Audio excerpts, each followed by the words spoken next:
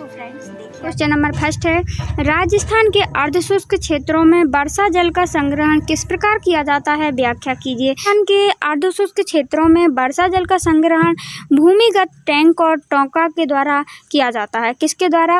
देखिए खा नंबर फिर क्या किया जाता है गाइस, टोंका में सुविकसित जो गाइस छत होते हैं उनमें वर्षा जल का संग्रहण किया जाता है।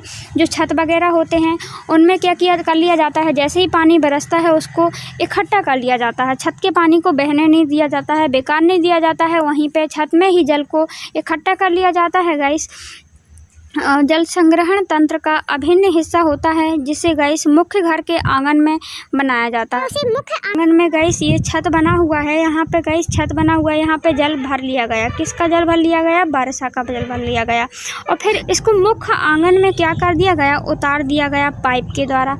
जब पाइप से फिर गाइस नीचे क्या बनाया जाता है, घरों के ढलाऊ छतों से पाइप द्वारा जुड़ा होता है और छत से वर्षा जल का पानी इनके द्वारा भूमिगत टका में पहुंच जाता है। भूमिगत टका गाइस हम देख रहे थे, जो छत में गाइस हम पाइप के द्वारा क्या पानी उतार रहे थे उसको भूमिगत टका बना दिया जाता है या टैंक बना दिया जाता है भूमि के अंदर, उसमें उतार दिया जाता है।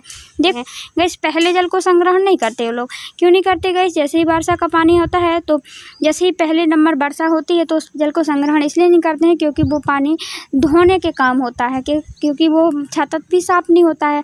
और फिर वह दूसरी बार से गाइस जैसे ही बारिश होती है तो उसको पालर कहा जाता है। उस पानी को वो शुद्ध पानी माना जाता है।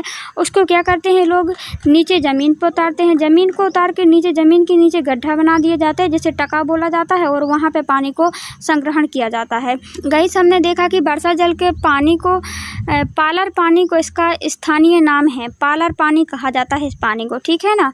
इसका प्राकृतिक जल शुद्धतम रूप कहा जाता है। इसको पालर पानी को क्या कहा जाता है कि ये शुद्ध पानी है, ये प्रकृति का शुद्धतम रूप है। क्या होता है इसके बाद जो टका में वर्षा जल का अगली वर्षा ऋतु तक संग्रहित किया जाता है। जब तक भाई जो टका होता है जो ज़मीन के अंदर बनाया है इन्होंने, फिर उसमें इतना पानी मतलब भर दिया जाता है कि वो पानी मतलब कि कब तक भरा रहता है गाइस कि जब तक कि फिर से दूसरी वर्षा ऋतु ना आ जाए, फिर से पानी ना बरसे, और ग्रीष्म ऋतु तक पानी पीने का जल उपलब्ध करवाते हैं ये टक। आई होप आपको क्लियर हो गया होगा कि किस प्रकार जल का संग्रहण कर रहे थे।